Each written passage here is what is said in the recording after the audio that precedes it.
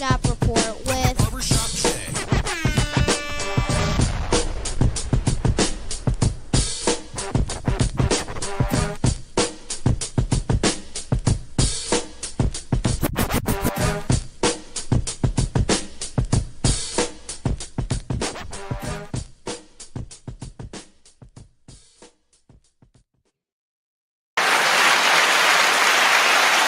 What up, sports fans? Welcome to the Shop Report. I'm Barbershop Jay. I'll be your host for the day. Whoa, wasn't expecting that.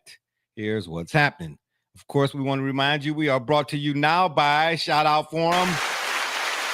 That's right, Legacy Adventure Park. That's right, baby, up there in Lockport, Illinois. If you're ready for your next paintball adventure, or I should say carnage, make sure you hop on up there to Lockport, Illinois, and check out Legacy Adventure Park, baby. They got it all for you. If you're homies, if it could be a family-oriented thing, it don't matter. If you're into paintball, that's where you all should all be going. You understand me? And tell them the BSJ sent you, baby. That's right. Shout out again for Legacy Adventure Park, where your paintball carnage awaits. That's right. Joining me on the program today is my cat from across the way, Joey James, a.k.a. Double J. Tell the people what you say. Absolutely. Outside of March, this is probably one of the most just glorious times for those sports fans across, globally, right? With everything in full swing. And of course, the MLB playoffs and certainly an interesting final weekend leading up to. Absolutely. And for my folk out there in TV land, if you want to leave your questions and comments during today's program, by all means, please do so. We will throw it up on the screen. And y'all know what's coming next. If you're one of them folks that wants to leave a question or comment that's indignant or ignorant in nature, won't be seen on this screen. Matter of fact, here's what you'll get. Ain't nobody got time for that. With that being said, let us start the show, baby. I did a little different this time. Shout out to your boy.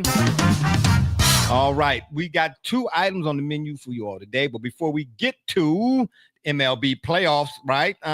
If the playoffs started today, and of course our NFL Week 4 pick'ems, Double J, if you could give us an update on college football scores currently, and that is Virginia Tech at North Carolina. No. Who's the Wolfpack? North Carolina State? Is that the Wolfpack? Yep, that is one of them, certainly. Yeah, so let me get an update on that Vodtech Wolfpack score. Arizona, Iowa State. Give me Alabama, Georgia, and give me Oregon, Penn State. Or did Oregon, Penn State just kick off? Yeah, 3-3 already in the third, beginning of the third. Beginning of the third for who? Oregon and Penn State. Oh my! It's going down to the wire in Happy Valley, huh? I know they're happy about that. They got to be, because I'm trying to tell you. I'm not gonna lie. I thought Oregon was gonna go in there and kind of, mollywalk a little bit, but 3-3 in the third. Interesting. All right, we have to keep it up. What's happening? Okay, and anybody else? Yeah, absolutely. Again, with Alabama, Georgia, 24-14 Alabama at halftime. Oh wow, really? And Alabama? That's right. Oh wow. Whoa, what's going on with Georgia? The Bulldogs are not with their little puppies again. What's happening? Kirby ain't smart no more, is he? I'm just saying. I was just wondering what the deal was. Okay, then it's all good. And then give me that. What was the other one? Iowa and who? Iowa State and the Vodtech and the Wolfpack. And right, almost at the end of the third quarter in that one, it is 2014 Vodtech. Okay. Oh, whoa. Florida State. Mind you, I'm glad we're talking college football right quick. Florida State. I for the life of me, I never understand how you overlook anybody on your schedule. I guess it's human nature, but I mean, first time you're a victim, anytime after that, you're a volunteer. You know what I mean? How many lessons you got to learn before you ain't learned the lesson? Okay.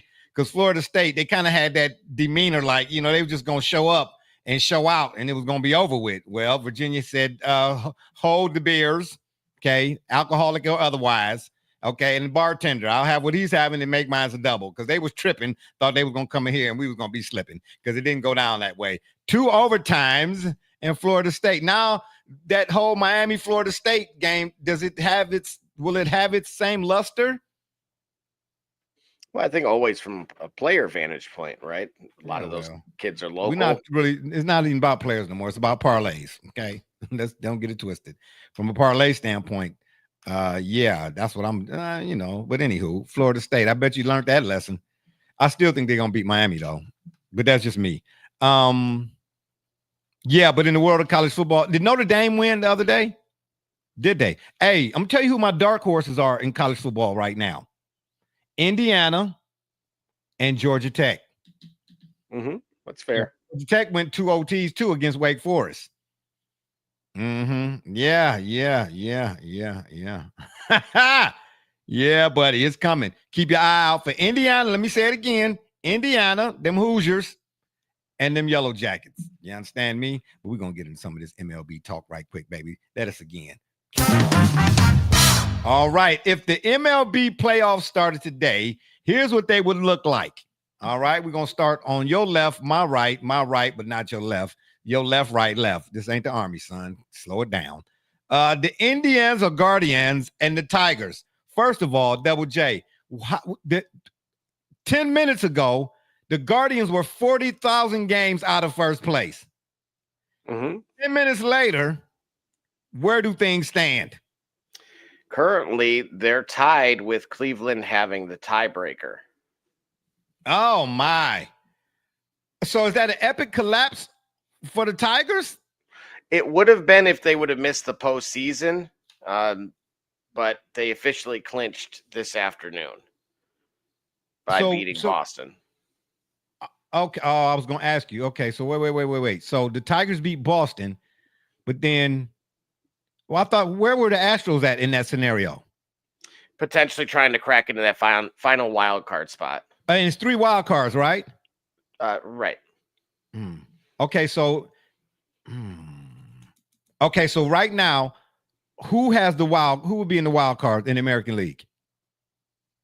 It looks like here, according to, as of this chart, it would be just those two, which is Boston. And again, at this view, it's actually reversed. So it would be the Tigers and Red Sox.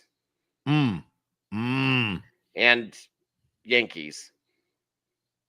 Okay, but the way the brackets are set up here. Okay, so this is where.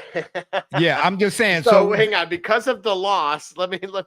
Because of today's so who would be playing who? Let me rephrase. Yeah, because it literally just scrambled all of these. Okay. So I have not looked at the Yankees, so I'm not going to confuse myself. I did see Toronto won, so thankfully 1 and 2 stay the same. Okay, Seattle and Toronto. Okay. Yep.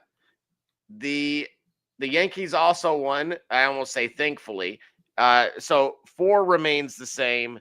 However, because the Tigers do not own the tiebreaker, the 6 and the 3 would flip-flop. So currently Cleveland's in the 3.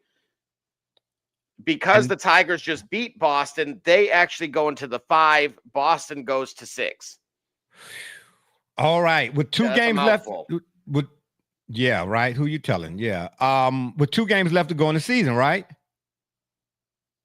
1 is 1 now? Tomorrow, yeah. Oh, well, my math is always math. And 3 plus 5 is 27 to me. You know what I'm saying? Sometimes in these days and not. Okay, so Boston. So just if you want to complicate it even more, it is now the top of the 9th in Cleveland, 2-2. Oh my gosh! So if the Guardians lose, the Tigers go to the 3. Yeah. Boston stays at 6. Cleveland goes to 5. I think. So you're telling me the Guardians got to play the Yankees? Would have to play the Yankees? Potentially, yes. Oh, if they lose that's this a wrap. today, yes. That's a wrap. I was telling some of my coworkers when the Guardians had reeled off, what looked like 4,000 straight. I said, like Kobe said, baby, when asked, job's not finished. Yeah, everybody was Guardian geared out all down at the park. Oh my gosh. Everybody was wearing red, white, and blue socks, handkerchiefs, all that type. I said, y'all must just got on the Cleveland fan wagon 5 minutes ago. Because if you know anything about Cleveland sports, you don't celebrate till it's over. Well, I take that back because there was some folks in Cleveland that celebrated the Browns going 0-16. So who am I? But anywho, I'm telling you right now, man, The Guardians would. I'd rather play Boston. I would rather the Guardians play Boston or Detroit, to tell you the truth, than the Yankees. It's just something about Aaron Judge that he loves to see Guardians pitching, Indians pitching. It didn't matter. You know what I'm saying? Wahoo pitching. It don't matter. It don't matter. I'm just trying to tell you. But let's just say hypothetically, let's just say things stay the way that they are. Well, no, they can't. They're not going to stay the way that they are, even after this one game. Correct. Okay, well, just going off of the graph that we got here, let's just say the Yankees got to play Boston. Let's just, again, for the sake of saying, who you got in that wild card? Yankees and Boston, potentially. I would go New York in that. I think Boston has a lot of good pieces. Getting an opportunity to watch it here this weekend.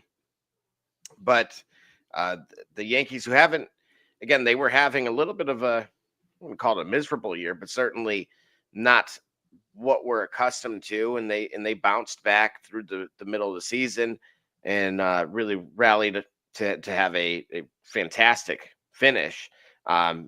Literally fighting for the division title, which, again, similarly, you thought Toronto had ran away with it. And unfortunately, that wasn't the case. So I think they're positioned to do very well. I'm going to tell you like this, man. Boston seems to be more – the Yankees go as their bats go. I didn't get to see a lot of them this year, but from what I saw, like if judging them, if they in a slump, him in particular, if he is in a slump, man, that's really how I should say that. If they Yankees go as Judge goes in terms of, the bats. Now, on the pitching side of things, it's really a toss-up. You just, you really can't say one way or another. But I don't know, man. If Judge is not, if he's not swinging a big stick, I shouldn't say it like that, maybe. But if he's not out there, doing what he normally do, I don't care who it is. You know what I mean? Because the Yankees lore is nobody fears the Yankees anymore. You know what I mean? And Aaron Boone been getting a lot of flack, and deservedly so this year, because the Yankees and that, again, that mystique surrounding them, it's been all but dissipated, and then they looking at him like, hey, this is the Yankees. We don't lose. But, Steinbrenner been gone. You can say that back then. Now it's par for the course. You know what I mean? Again, nobody fears the Yankees, bro. I don't think so. But if their bat's not going as their bat should go, I don't care who it is, except the Guardians. For whatever reason, they got the Guardians number, man. Sort of like the Browns at one point in time before this year seemed like it had the Bengals number type of deal. It's just one of them things. The Yankees, they got the Guardians numbers. The Tigers, okay, so whether they win the division, and this is a pennant race. If you want, this is about as pennant race as a race can be pennated. I didn't say that fast 2 times. But the Tigers limped in the postseason. Either way, I don't see whoever it is that they face. I don't see how they advance, man. Because the rails just fall off, bro. And they've fallen so far off that you got to start to think that it's then got to them up here too. So where I'm going to disagree is they've had to turn on the playoff mode for at least the last 7 days. And the odds actually had went from nearly 100% to, I want to say, just north of 10 for them to make the playoffs. So it had completely flip-flopped, and they had to overcome that, which is about as bad as it gets outside of being in the actual moment itself, in which case you have to kind of eat the fact that your season's about to be over. So they were able to actually figure out in a lot of ways, because they were not just competitive, they were winning many of the games. Yeah, and I it know. was almost a complete 180 from the year prior, where they completely stormed out of nowhere into making the playoffs, and then having one of the best sets of relievers in all of baseball that pretty much carried them there. And now, on the other hand, it was those same kind of middle relievers that were losing them the games. So the win today was not just an important one, but I think it was somewhat of that beacon that they're good to go. The bats certainly are there. They got Scooble too. Right. And which always helps. Yeah, you know what I mean? And then that was so unfortunate, man. Bro, that's why when people say baseball is not a sport, bro, I mean, The mound is what, 60 feet away? Oh, okay. And you imagine getting hit flush in the face? Hmm. What was it? A 95? Yep. And you knew it was bad because even Scooble, his reaction was like, he just, oh man, it turned his stomach as it would anybody. It's hard to watch the replay of something like that. You know what I mean? Just like Khalil Mack in the game, in last week's Chargers game, when he dislocated his elbow. Did you see how that happened? It's just one of the things you just got to turn away. It sombers you up real quick when you see that kind of stuff. You know what I mean? All of a sudden, sports goes out the window, right? But you don't think that he was so visibly shaken? Well, visibly shaken he was. Let me say that. But you don't think that that's like lingering? No, you don't think so? Okay, well, because Scooble is he a tough cookie, man. You get a couple hits off him. That's why I was surprised that they beat him. I was like, wow. That's why it made me think the Tigers had just fell off the rails. So let me say, in the American League here, let's get back to this now, right quick. Give me your ALDS. Despite what happens with the Guardians, Tigers, Celtics, and the Knicks, give me your ALDS matchups. I actually think it does matter on where they land, because I actually, unlike in your case, I would prefer Boston out of, again, in terms of preferential, which team who'd you rather? However, if in a wild card position, I actually think the Tigers would do better versus the Yankees than the Guardians. I do too. I mean, folks in Cleveland might be mad at me for saying that, but we're talking baseball here, baby. I'm just going off what I see. You know what I mean? The eye test, is the best test. And shout out to the Guardians for making a run at it, for being, I don't know, however many games they were out of first place.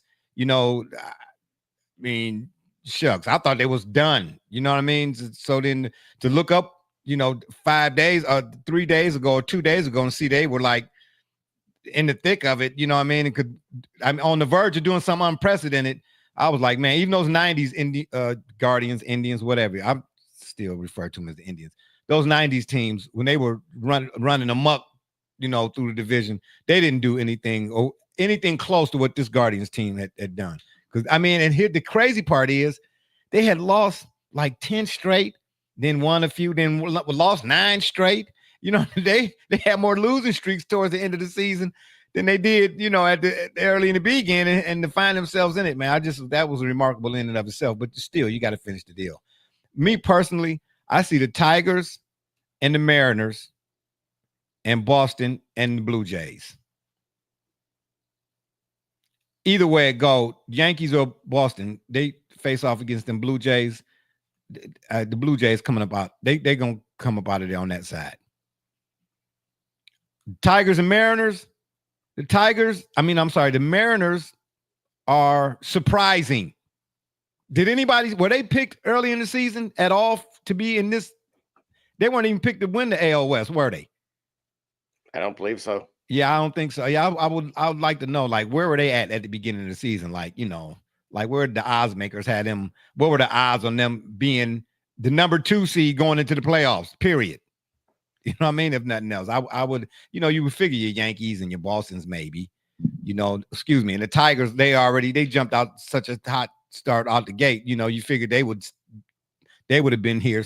I thought the Tigers might end up being the number 2 spot for real. But I didn't see the Guardians or the Mariners. I really didn't. But I think the Mariners will beat the Tigers. I think it's Tigers, Mariners. The Mariners win that. And I think Blue Jays against Boston. And either way it go, should things stay the same even after tomorrow is all said and done, I'm picking Boston and the Mariners in my ALCS.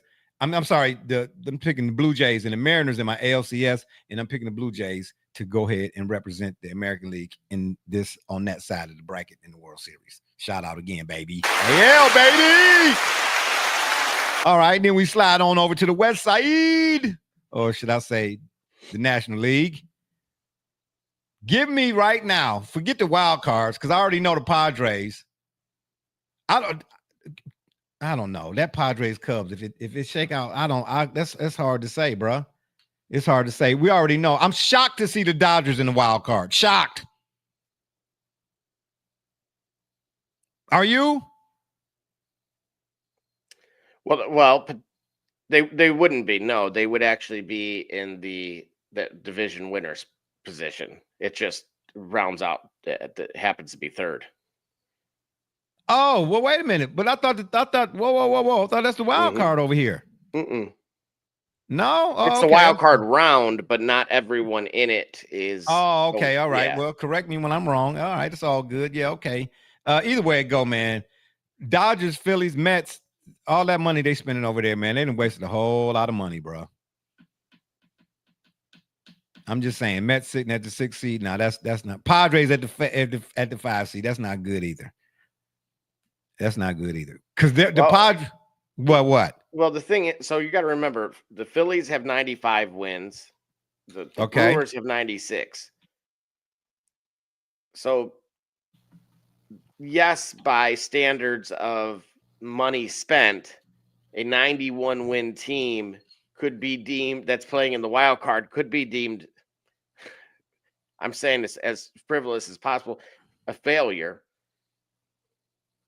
Yeah, in terms of dollars and cents, because it don't make sense. Come on now. That's the equivalent of an NBA player who's supposed to be a starter, but a guy getting on the bench getting starter money, but coming off the bench. Now that's really kind of what that is. See, it's going to be interesting here because the final spots are not even solidified. You know, I know that's why we hyperbolizing right now. That's my word. You know what I'm trying to say? No. I'm not even just talking about placement. I'm saying there's teams on the West, like for example, the Reds are not eliminated, and you don't see them on this graph. I know. I saw that. I heard that earlier today. Somehow the Reds could get that third wild card spot. Oh, now we got Ellie Deli Cruz in the mix, baby. Yeah, but to me though, man, if you limped in though, you know, the postseason, regardless of what sport it is all about, for the most part, you know, teams who are playing their best towards the end. You know, every now and again, in regardless of sport, you gotta, you know, I remember the Steelers one year was limped in, got a wild card and went all the way to the Super Bowl. So I guess I don't know. I guess once you get in, you know, it's anybody's. If it's truly limping in though, right? Because you're talking about a team like the Mets. The Mets and the Reds are two different circumstances, right? One is hot. Yeah. Well, who's hot?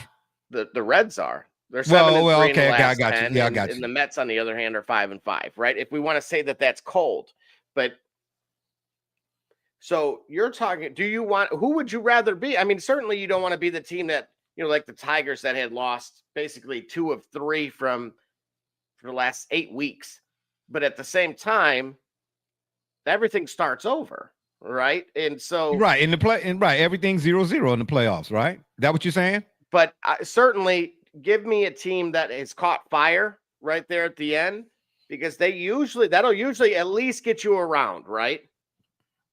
Yeah, but the Mets and wild card should not be synonymous. That's what I'm driving at. They were 12 games back. Like, this wasn't even close. The division. Well, look at the Guardian, but again, the Mets though and wild card. And I'm just thinking about the payroll, bro. I mean, is it such that, you know, regardless of the payroll, we already know there ain't no guarantees because they still roll the ball out. You still got to play the game. I get all of that. You know what I'm trying to say? But still, bro, once upon a time, when the Yankees were paying more than everybody else, you know, the ROI was jumping off the charts. That's all I'm saying. You know, does it surprise you at all that the teams with the highest payrolls, for the most part, we'll say the top 5, are all in the playoffs? No, it don't surprise me. That's what I'm trying to say. When you're paying the most, you should be in the playoffs. Now it's your position in the playoffs that I'm having an issue with. You know what I mean? You paying the most, you should be top seeds, baby. But do you support the idea of kind of what the NFL considered, but then ultimately voted against and what was that season, which was if a wild card team has a higher number of wins, then you talking about that whole division thing? Well, because that's what you're seeing. It's reflecting here in baseball too. to some degree. Yeah, but I think the NFL might be a little bit different. And why, I'm not really sure, but I just think it might be a little different. Maybe the amount of games, maybe. I don't know. Well, no, I guess. Well, they voted against it, so at least we can say they brought it to the table. Yeah, because the Lions felt like they got hosed the year that they. That's what I. Yeah, I was thinking that because it was one of them. How many games had the Lions won? What, like 14 or something crazy, like 14 or 15 or something crazy like that? At least 13, I know. And you would think that whatever it is, however many games they won that year, and that was only what, a year ago or 2 years ago? Or was it last year? Not that long ago. Yeah, it was not that long ago. Yeah, and they were in the wild card, weren't they? Yeah, because their record, my memory is terrible, but from what I do recall, their record to me didn't match where they ended up in the playoffs. It was like you looked at their record and like wild card, like 14-2 or whatever it was, 15-2, whatever it was. Yeah, I don't know, man. I don't know. Baseball to me is just sort of kind of like a different animal. I'm just 162 games versus 17, 18 games. I don't know, something in there that just is throwing me off. You know what I mean? It's making a little differentiation, I guess. But I'm just saying, if you're paying the most, you shouldn't be 12 games back. All right. At any point. Ninth, just live update. Bottom of the ninth, 2 outs. Bases juiced for Cleveland. Who that? If it ain't Hosey at the plate, I don't just listen. Or Quan, who at the plate? Clayton. How many outs? 2 outs. Oh, did you say that already? 2 outs. Who at the plate? Kafis.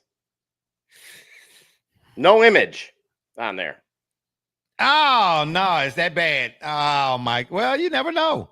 You never know. Well, this is where you make a name for yourself, right? That's what I'm trying to say. I remember in the 90s in Espinosa, goggles and all came up and got a hit when nobody expected it. You know what I'm saying? And sent the tribe on to the next round. So, and he did just that. Game over. Hey, and with the Mariners though, man, that guy, is he the first catcher or what other catcher has hit 60 some home runs?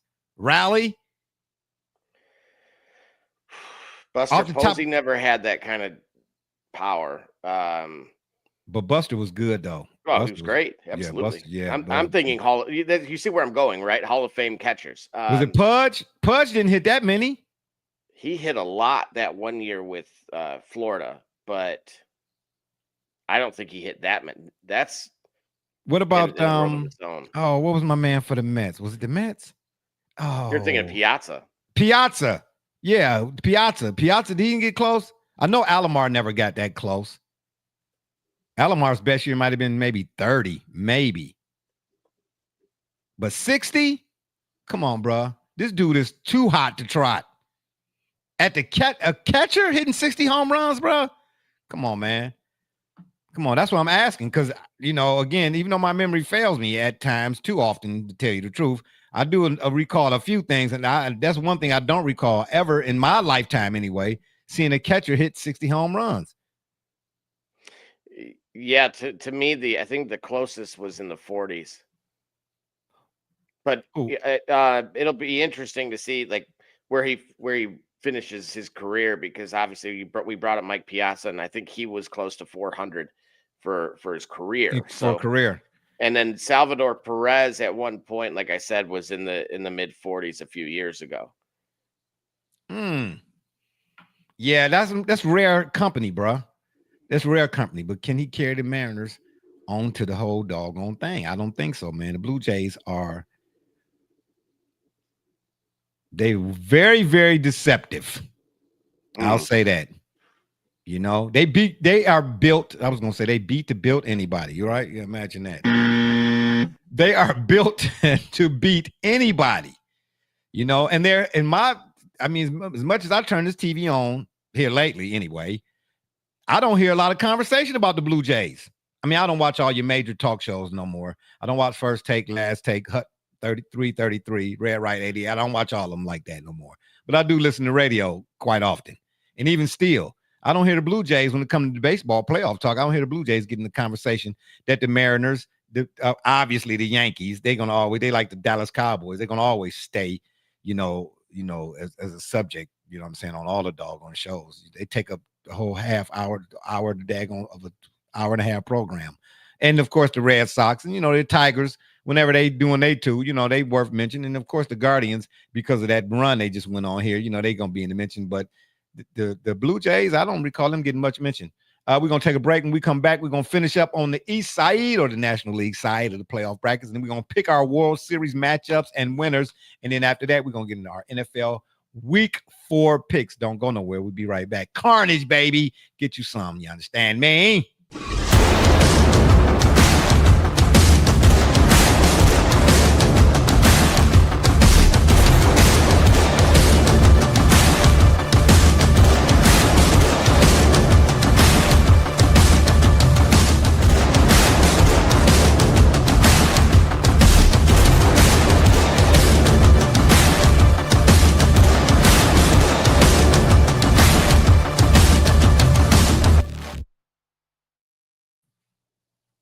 Right.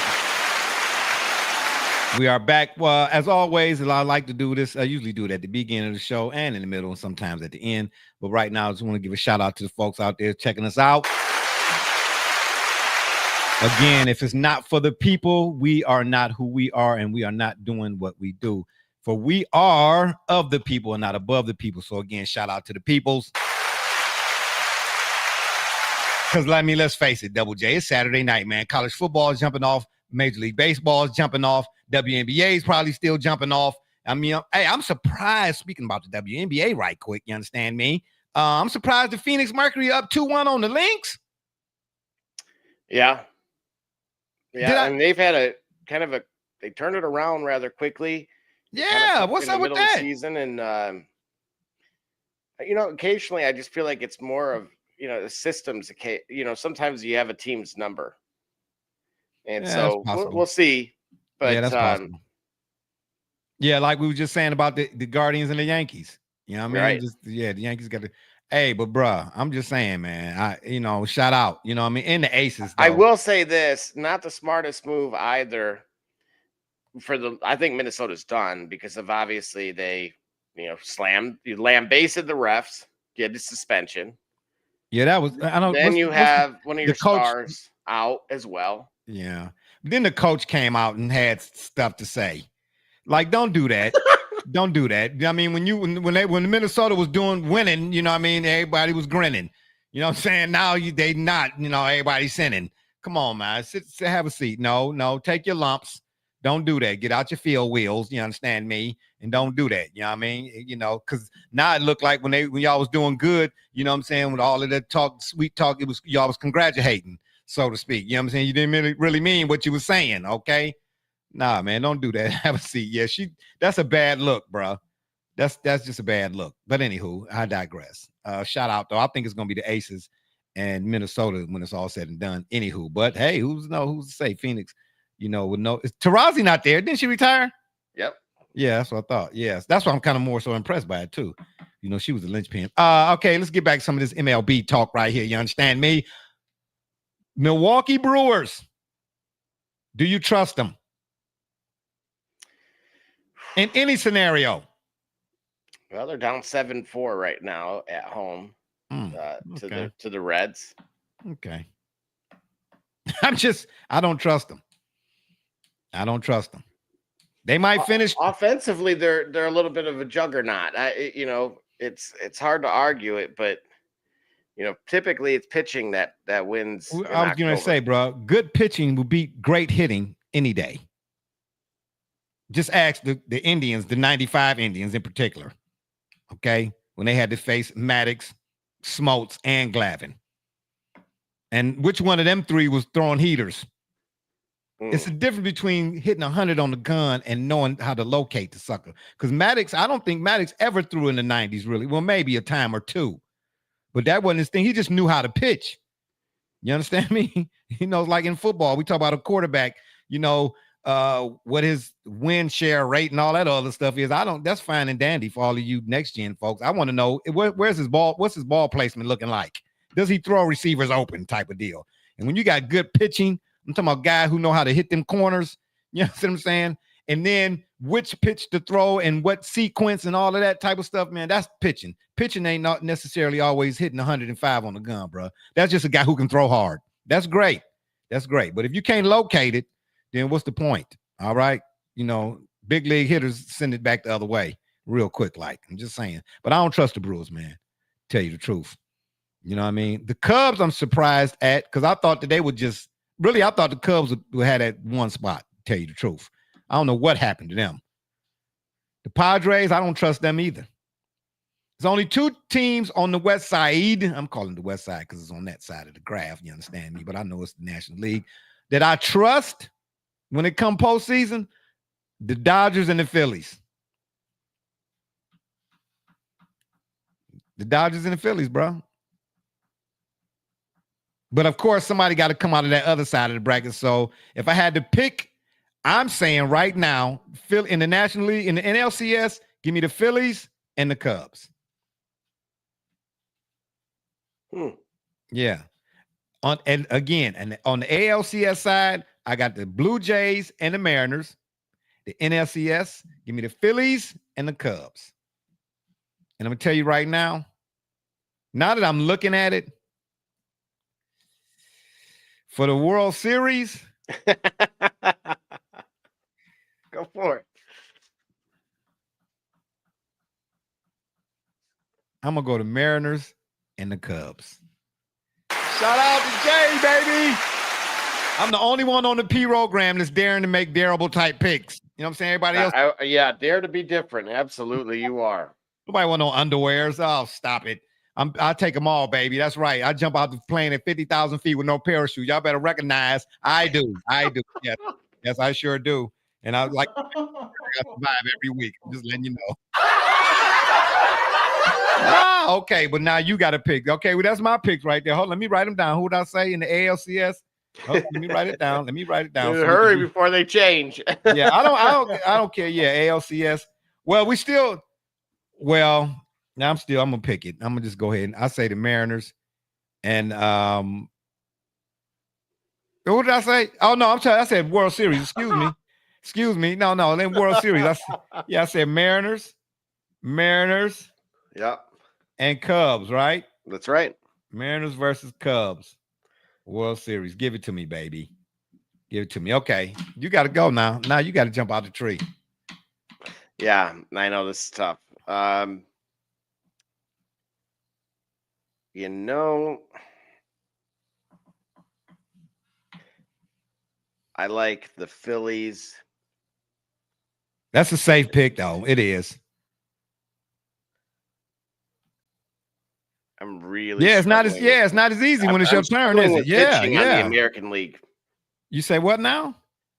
I don't think any of these teams here on the AL side, especially Seattle, I don't think they have elite pitching whatsoever. Toronto has. Yeah, but Seattle's pitching is decent enough. Right, to keep them into a game, but they. Yeah, right. Where the sticks take over. Correct. Yeah. But is that enough, right? Because as you pointed out, you know, those sticks get put to sleep. Yes, they do. But again, that's the reason why I'm putting the Mariners, I'm saying the Mariners are going to be in the ALCS. Of the Guardians, I know you're the Michigan guy and Tigers, but let's take our homerness out of it right quick, right? Of let's leave the Blue Jays over here to the side. But the Red Sox, Yankees, Tigers, Guardians, who's pitching do you think can beat the Mariners hitting in any scenario? I don't see it. I don't see it. Everybody's pitching is suspect or subpar. Really. You know what I mean? It's too inconsistent. The Yankees pitching is too inconsistent. The Red Sox pitching is too inconsistent. The after you get past Scooble and again, the Guardians just got to him. Imagine that. You know what I mean? The Tigers pitching, the Guardians pitching is just too inconsistent. The Blue Jays. I actually liked Cleveland's pitching more a year ago than I do today. Of course. Yeah, of course. Right. Right. But again, for whatever reason, I don't know what it is when they were once the Indians and now the Guardians. The one commonality with them, anytime, and they've gotten to a few World Series in my lifetime. Imagine that. But it just seemed like they couldn't put it all together. One year they had the pitching and didn't really have the sticks. You get what I'm trying to say? Then the next year they get this. The next time they got the sticks, but didn't really have the pitching. Who has put it all together on the American League side? Who do you trust has got enough of both or all the elements necessary in order to advance? And to me, that's really the Blue Jays. Yeah, that's the Blue Jays. That's why I trust the Blue Jays more than I do anybody on that side of the bracket. In terms of both, I mean, really, the Blue Jays hitting. I mean, are they really off the charts? They can't. They're capable, right? You're talking about, obviously Vlad and having a guy like Bichette as well. Like, they're capable of doing that. They may not have, a 1 through 9 that's, like the Yankees or Murderer's Row of yesteryear, but it's totally capable of getting a clutch hit and certainly running up a score. If you're having an off day, yeah, you don't accidentally get over 90 wins. That's what I'm saying. The Blue Jays sitting about what, 94, somewhere around. And forgive me for butchering this man's name, but God, it stood out to me for them on the mound. Yes, Yasavage, Am I saying that right? Well, we'll let it go. Okay, right. Okay, Yashevich. You know what I'm saying? Savage. You sound like a new cologne or something. I'm just trying to tell you. But anyway, man, this dude right here, though, man, when he on.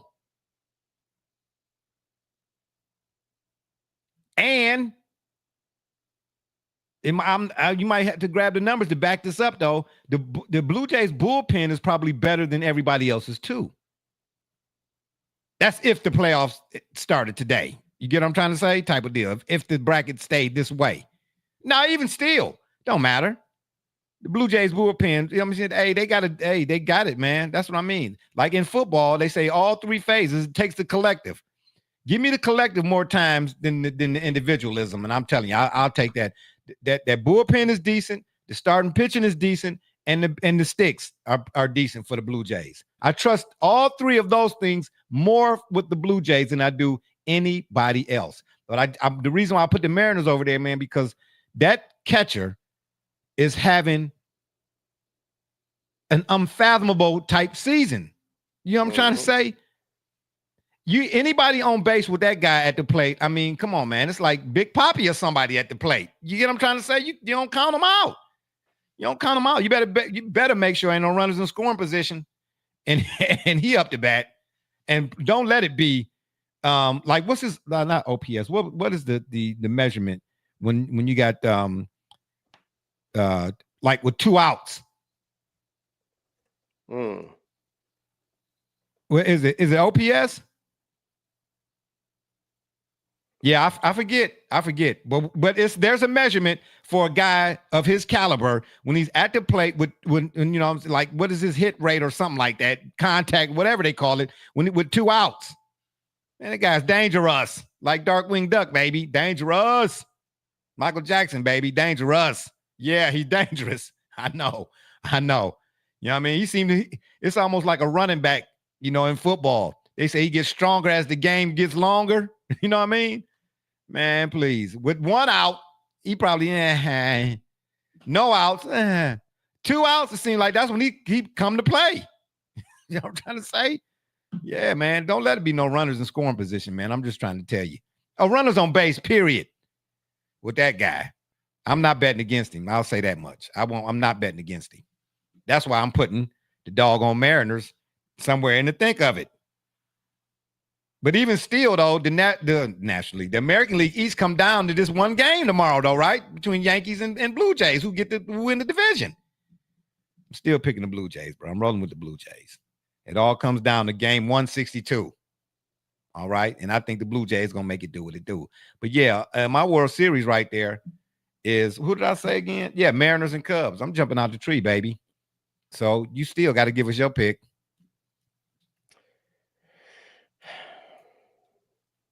I tried to buy you some time. Yeah, you did. I did. I tried to buy you some time. I did, but time's up. Yeah, I'm gonna go ahead and go with Yankees Phillies. Oh, please. Oh, man. Oh, wow. Well, I'll tell you what then.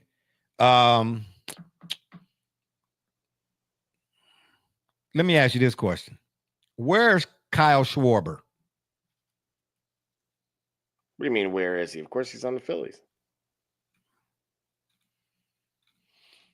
Yeah.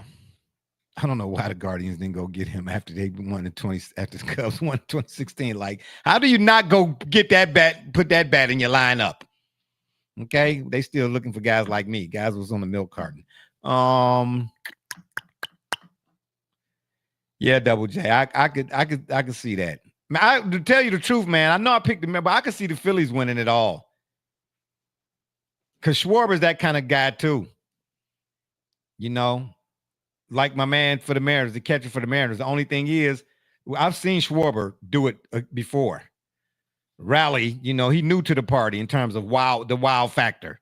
But Schwarber, man, he is a one-man wrecking. He could win you a series. Oh, 1,000%. Absolutely. Yeah, he could win you a series. I could see that. Okay, so let's do this then. Who'd you rather, Cal Raleigh or Kyle Schwarber?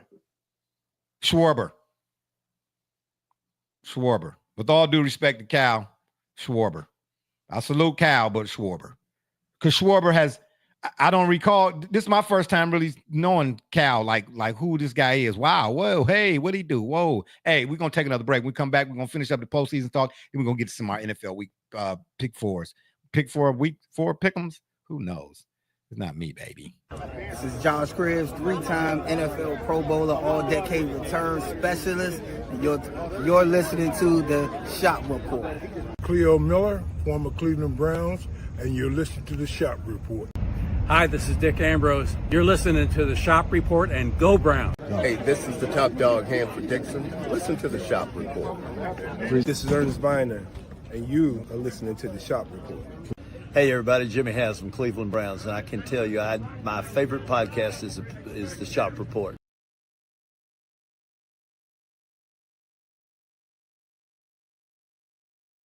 All right, shout out to the Browns, baby. Jimmy Haslam.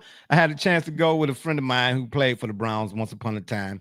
A few of them guys I kick it with, but this guy in particular, he and I are very close. I was an invitee, you know what I mean, as I have been in years past. Couple of more times. A lot of the functions he invited me to, I had to unfortunately turn down due to life been lifing and life be lifing. But this particular one, I said no. He said, "Man, come on, man, you ain't gonna go." I said, "Oh man, I gotta work." And then after I hung up, thought about it, I said, "Nah, man, you know what, man? Nah, man, all I do is work, sleep, eat." I said, "No, I'm going, man." So I went out there, had a good time actually, and believe it or not, Jimmy Haslam, right? Did I say that right? Jimmy Haslam. Why? Say, I don't know, Jimmy Graham. Anywho, I'm just saying. Haslam, man, very, very approachable, you know. And then once you that right there where we were at in the facility, you could kind of just mill about and chop it with the players and so on and so forth. Got a chance to kick it with Shador too. That was a pretty enlightening experience. Meaning, he's a lot more polished in person than what you might think when you see him on TV and some of the stuff that he say in front of microphones and cameras and such or whatnot. But he really, really laid back dude.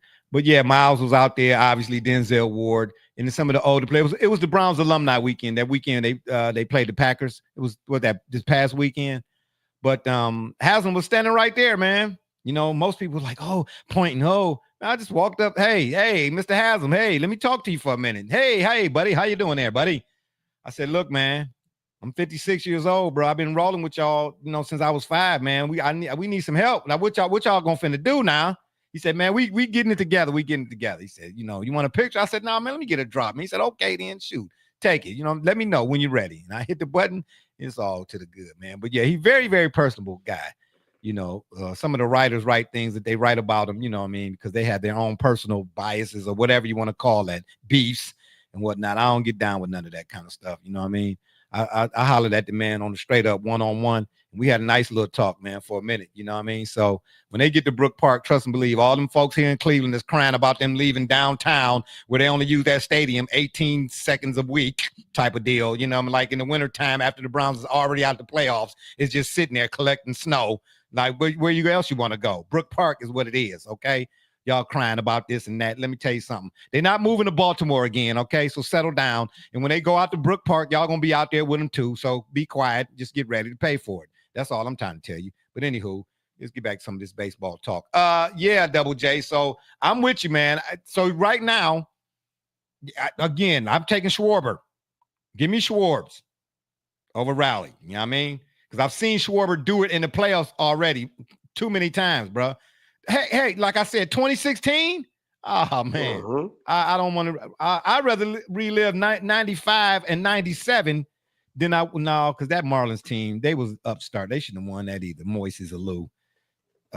Anyway, not Moises. What was the son? What was the son's? Lou. What was the son's name? Moises was the manager for the Expos back in the day. Was it Moises? Yeah. Anyway, Craig Counsell and all of them. Anyway, I don't want to relive that. I really don't want to do that. But yeah, man, Schwarber should have definitely been on the Tribes roster that following season or thereafter. There's no way in the world the Guardians shouldn't have went and snatched him up, man. He is a problem in the playoffs. And they still got my boy over there. What's the other guy for the Phillies? Schwarber. Who else is in that lineup? Bryce Harper. Yeah, absolutely. Yeah. That's like Manny and Albert Bell, man. Whew. Oh yeah, Double J, you might have picked one. What are the odds, right quick, on the Phillies winning it all? Let's find out. It got to be. They got to be right there. More so than the Yankees, I'm sure. The only other team I can think of right now off the top of my dome whose odds may be close to, or the Phillies may be close to, or got good odds, for winning it all is the Dodgers. Yep. The Phillies actually have just passed them as of a couple days ago at plus 425. And what are the Dodgers at? Plus 400? Plus 450. Oh, okay. Well, now, okay. They've slipped a little further to 500 in some books. Yeah, well, I mean, Mookie Betts, he one of them guys too. Mm-hmm. When the lights are the brightest, this dude. But I'll tell you what's interesting though. If the Reds get in, I'm wondering if Ellie De La Cruz, am I saying that right? Ellie De La Cruz. I'm wondering because he is a spark plug too, man. I'm wondering now. That's all it takes is just getting in. You know what I mean? Just get in. And once you get in, everybody is 0-0. So you just never know. You know what I mean? It's any given Sunday. I'm just trying to say, even in baseball, baby, it's any given Sunday or Saturday. But right now, man, I'm with you, though. That Phillies, yeah, the Phillies are postseason proven, as is Schwarber. That's why I say I would pick him over Raleigh. He's postseason proven, But who else? Other than the Dodgers, it's postseason proven. Even on the American League side, would you say the Yankees still? That Steinbrenner connection. That's not. It's just not there no more. Well, I mean, technically, they were in the World Series a year ago, right? Yeah, I mean, but I forgot about that. That's how bad it looked. Just trying to say, man. I'm trying to tell you. Yeah, you might have you one right there, Double J, but I'm picking the Cubs, man. I'm picking the Cubs. That's Chi-Town, man. Them dudes over there. Shame on the White Sox, for I don't know what happened after 2005. My bad, T-Lo. I'm just saying. Them Cubs, man. No, a lot of people have been asking, and obviously, Reinsdorf agreed to sell the team slowly. It's about time. But he did get him a winner, I mean, it's just now, unfortunately, it's been a while. Yeah, well. Not as long as some of these other teams, right? In spite of that. So as low as it sounds, right? The Tigers haven't won since 1984. Even the Royals were able to get back on, and get one. Oh, that's right. That 84, that was Jack Morris' year. Absolutely. Oh, yeah. Jack Mack, man, baby. Jack Morris was doing his 1-2, baby. Hey, did he go to the Twins after that? Right. Okay, that's right. 84 he had to because they won in 87 with Kirby and Ken Urbeck and all of them, right? That's right. Yeah. Wow, man. Wow, 84. Yeah, That team was loaded. The 84 Tigers? Absolutely. Well, Leland was the manager then, so I'm not surprised. He's old. He's not that old. That was Sparky Anderson. Oh, that was Sparky? Yeah. Was it Sparky? Well, wait a minute. Didn't the Tigers won in 2014, didn't they? Should have. Don't get me started. There was something that happened in the locker room that ruined the team chemistry for good. Oh, yeah, I heard about that too. Yeah. Well, you just did say 84, duh. But wait a minute, who was Sparky? Who did he manage to a World Series more recently? Well, not anybody more recently. He was with the Reds. I don't want to say. I'm sorry. I'm not saying Sparky. No, my bad. Jim Leland. Yeah, you're thinking of the 2003 Florida Marlins with the very young Miguel Cabrera. And Yeah. There we go. Cobweb City. Oh my gosh, boy! I try to tell you, ooh, that was not good. Cobwebs. Stumbling, rumbling, bumbling. We're gonna take another quick break, and when we come back, any last words on the postseason here, MLB playoffs? It's gonna be a wild ride. Buckle up. Yeah, sure enough. Before we go though, and then we come back, we're going to get into our NFL Week 4 pick'ems. Give me an update on the college football scores, Penn State, Oregon in particular. Absolutely, we could do that, and it is now 24-21 in the marquee game of the evening, which of course is Alabama at Georgia. Oh, okay. Whoa. So, Alabama. Georgia coming back like some Bulldogs, huh? Yep, and currently Oregon has the ball at the Penn State at their 40, leading 17-10 in the fourth quarter in Happy Valley, which is what I told you could very well happen. I just said that. I told you. I said Oregon was gonna go. I thought Oregon was gonna molly whop. That ain't no molly, but it's a whop. Yeah, it's a whop. Yeah, and we be right back. It's a whop. It looked like a whop to me. That don't look like a whop to you. That don't sound like a whop to you? You said they were going to get whopped. I said Penn State was going to get whopped. I don't know what y'all be hearing, bro. I got it in the Discord. I put it in the Discord. Don't do that. Go back to the episode of the rankings, and I was home and hammering on Oregon, and you said that they always come up short, and we went through their schedule. Man, check the tape. I said James Franklin. Penn State, bro. Penn State is rated over. Yeah. With that, we're going to take a 30-second. We come back. We're going to talk some NFL, make some pick'ems. It's Kay Cunningham, and you watching the Shop Report. Hey, this is Doug Flynn of the New York Mets. Well, a few other teams, of course, too. And you're watching the Shop Report. Hi, I'm Heath Bell from the New York Mets, and you're listening to the Shop Report podcast. Yeah. Hey, C.O. Moore, tune in live to the Shop Report, man. Checking in with the Chicago Bears. You heard it here first.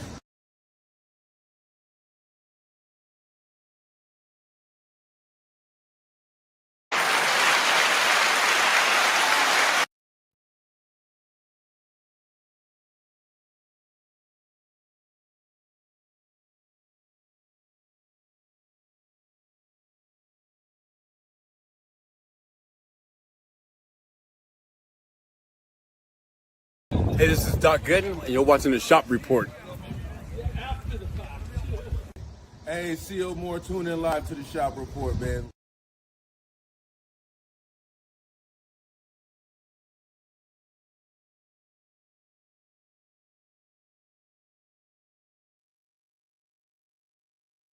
Can't hear you.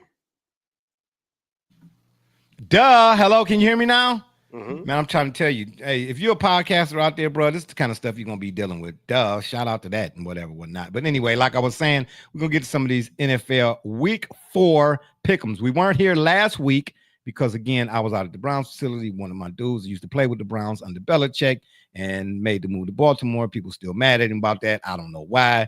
Get over it, I say. But anywho, I had a good time out there. Got to chop it with a lot of the current and former Browns players for their alumni weekend. And shockingly, they beat the Packers. Hey, Let me say this right quick. Did you see that coming? I did not. Okay. Jordan Love should have never thrown that pass. Okay. Oh, okay. I'm just saying. Anyway, let's get to some of these picks, baby. Here we go. Double J, you gonna give me some scroll or what you gonna do? Yes, sir. All right. Is that the first game? Vikings at the Steelers. That's 9:30 Sunday, tomorrow morning, 9:30. If you're up early, you most likely will be. I wonder why they putting 16 points right there. Vikings at the Steelers. Let me say this about the Vikings. Who is Isaiah Robinson? Great question. Yeah, because this dude, I mean, he in the record books off one game? How you force a fumble, cause a fumble, didn't fumble, picked up a fumble, and ran the fumble in for a touchdown and say that fast 2 times? This guy was just all over the fumbles. What's up with that? Anywho, I don't know who I'm picking in this game. Where is it at? In Berlin or Nagasaki? You know, the NFL all over the world nowadays. What's Something the spread? like that. What's the spread in this one, Double J? Aaron Rodgers is done. I'm just letting y'all know he about done. What's the spread in this one? Let's find out here. Yeah, I need some. Yeah, what's the mayonnaise, baby? Let's spread some mayonnaise.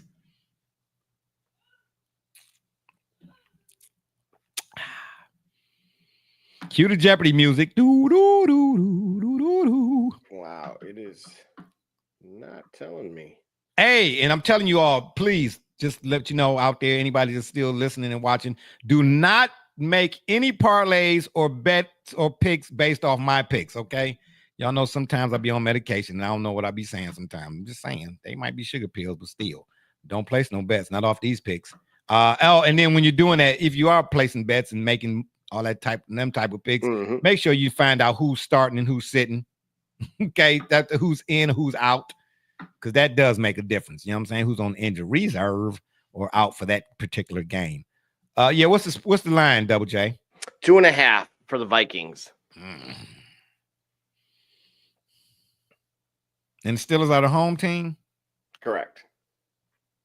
I don't know, man. I don't know if can you trust Carson came and went?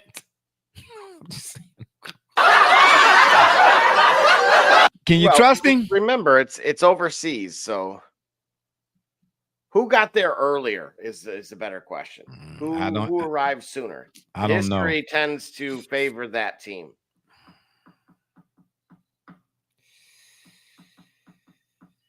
I don't know, man. I don't know. It's that too. It might as well be a pick 'em. Why is that? That's just too close, man. Something is going on, man. Is Aaron Rodgers playing? Is he out or something? Doesn't that feel odd? Yeah. No, he's in there. There's nothing wrong. Give me the Vikings.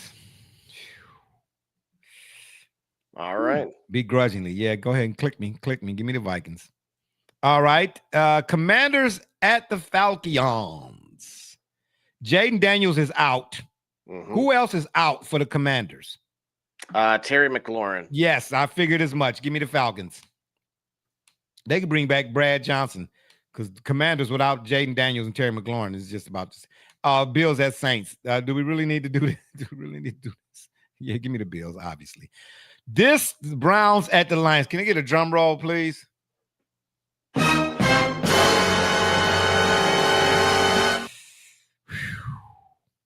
All I know is it's been a lot of chatter, okay, on the public airwaves, I should say, or would say, between these two. I don't know who's saying what, but I just know in one instance, one of the Lions offensive coordinator had something to say. Then one of the Browns coordinators had something to say. Then Miles has something to say. And then Amon-Ra St. Brown it's a lot of chatter going on. All right. But I need to know two things, Double J. Who's out for both teams? Who's out in this game? And then what's the spread? Tell me who's out first. Well, who's out first? Let's see. Inactives. Who? I don't think there's anybody For either side? Well, let's see.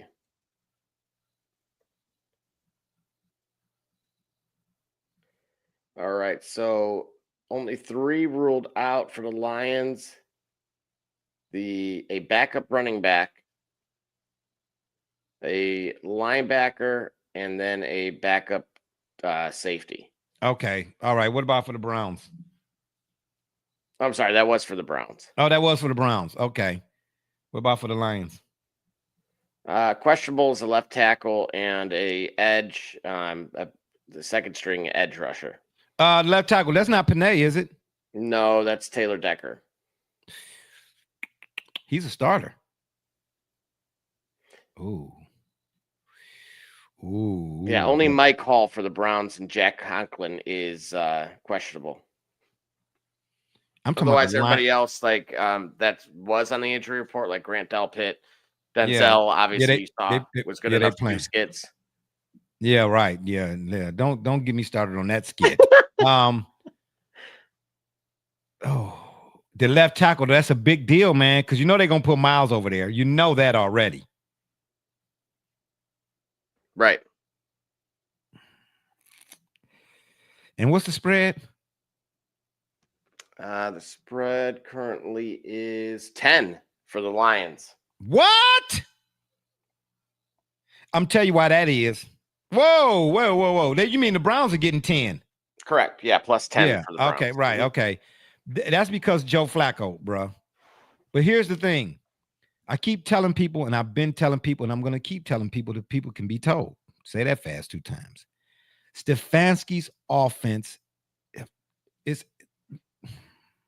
Joe Flacco, yes, he's 400 years old. Got it. But he doesn't trust his offensive line. You can tell, okay? But at the end of the day, Stefanski does not strike me as the type of coach who can look at his personnel or look what he got in the cupboard and adapt his offensive philosophy or philosophicals to what he has. He tries to make what he has fit what it is he does. And I'm not saying he's no Andy Reid. I'm not saying he's no Bill Walsh. I'm not saying he's no Sean McVay. All I'm saying is what makes those guys part of who they are and how they're viewed in terms of the NFL circles or by NFL standards is because even Harbaugh with Lamar, they say, okay, I got this guy. Let me find out what this guy does well and incorporate what he does to what it is I'd like to do. Mm-hmm. Stefanski doesn't do that. I still am waiting on somebody to tell me or please explain to me what is it that he did so fantabulous in Minnesota. That he had 1 year where Kirk Cousins and Dalvin Cook, shook up the world. And they called Stefanski a quarterback guru. He was a defensive back guy in college. Like, really? Man, I just don't see. If you won Coach of the Year 2 times, yeah, hey. Yeah, hip-hopper, hey. Yeah, whatever. I'm not buying what you're selling. I'm telling you right now. His offense, he does not. He don't got it, man. To me, he's more of a detriment to his offense than not. You got Junkins and the other boy from Tennessee, man. What have I been saying about when it comes to the Browns, bro? And they got 2 decent running backs. What do I say?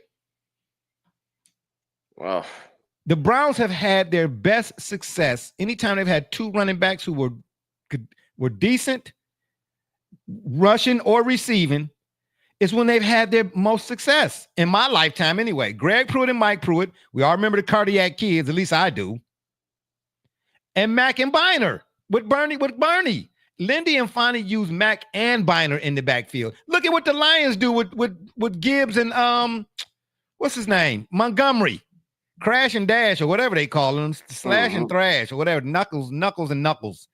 Knuckle up. I don't know. Whatever they calling them. You know they don't have a problem using both of them at the same time. This dude last year when they first had Chubb and Hunt. You know what I'm saying? Oh, it's 3rd down. So, pull Chubb off and put who didn't see that coming? Duh. I'm just not sold on this guy, man. Give me the Lions. I said all that to say that, huh? But the Browns have a propensity for 40-some years. I've been watching them, not really, side-eye maybe. They win when you don't think they're going to win, and they lose when you think they should win. Now, make that make sense. Matchup analysis or not. Titans at Texans. CJ Stroud, man. This is his third year, right? Correct. And can't say a sophomore slump. What's going on with the Texans offense? What's happening? Oof. Yeah, exactly. It's exactly difficult hard to really pinpoint. Even still, that's a divisional matchup.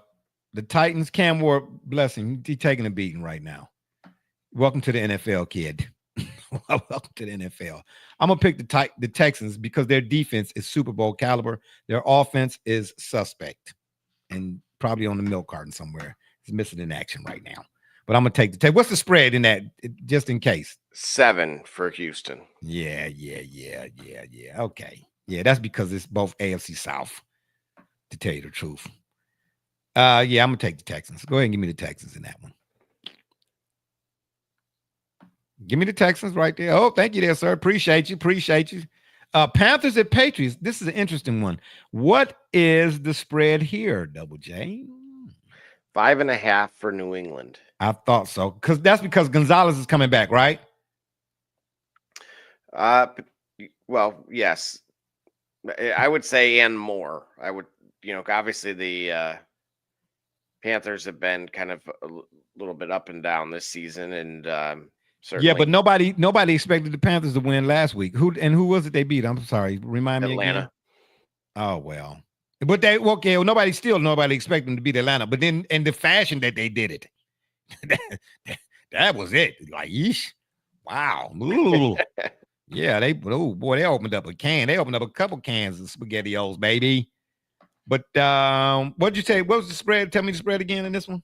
5.5 for Panthers. New England.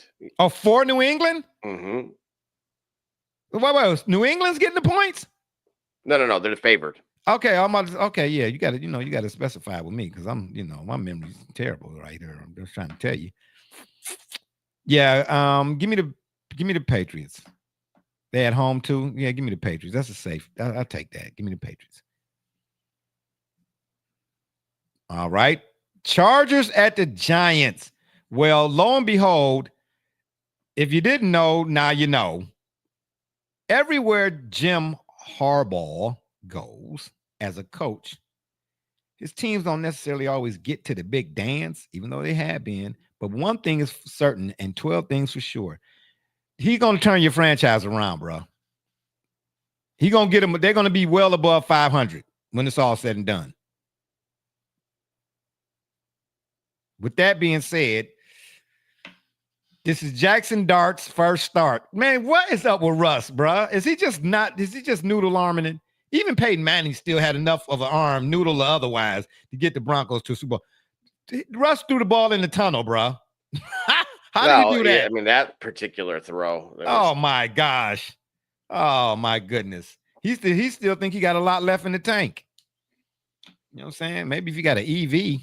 I don't like the matchup. I think this is a terrible first game. Welcome to the NFL. Because you already know Jim Harbaugh, he telling the D coordinator, dial it up, baby. Right. I want you to dial foreign exchange numbers. +2, 3, and then 18 more digits. I want you to throw the kitchen sink and the telephone books at this young fella. But what happens? I'm just saying, what happens, not if, should Jackson Dart come out on top? Well, I think there's no question or doubt at that point. Even if he doesn't at this point, you have to stick with him unless he gets injured. Yeah, well, that's by default. Yeah, you got to. But I wonder why they wouldn't go to Jameson. Oh, no, never mind. Yeah, did I just say that out loud? Oh, boy, gosh.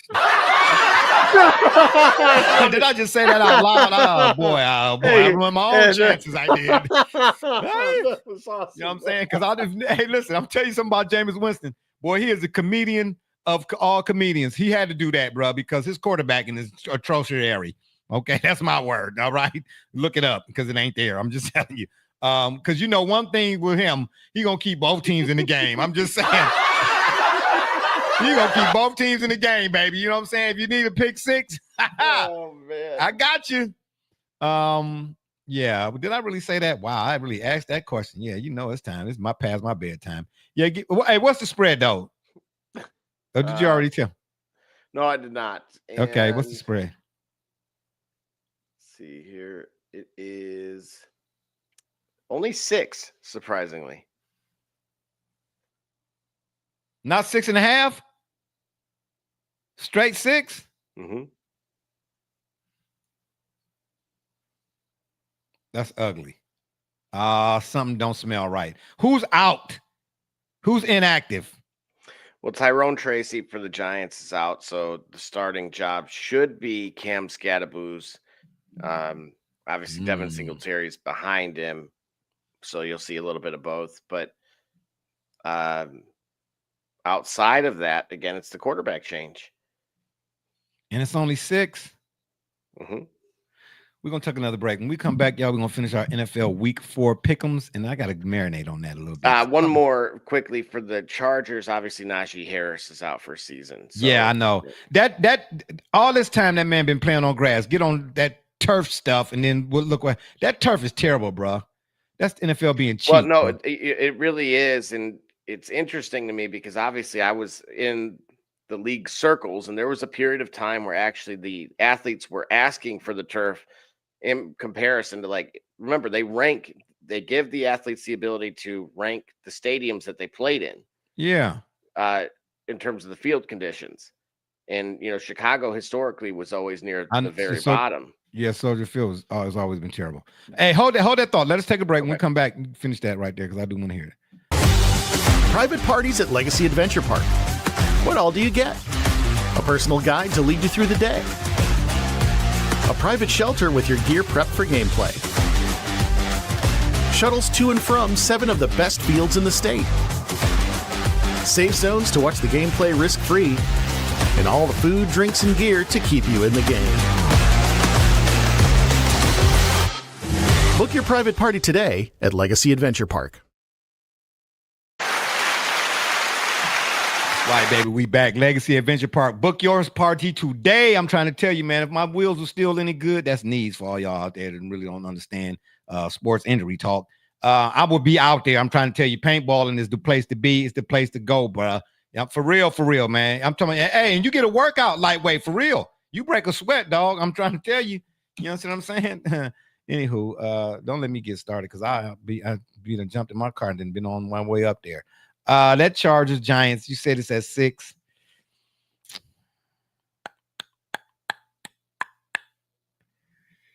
Oh man. Scatty Boo starting, you said?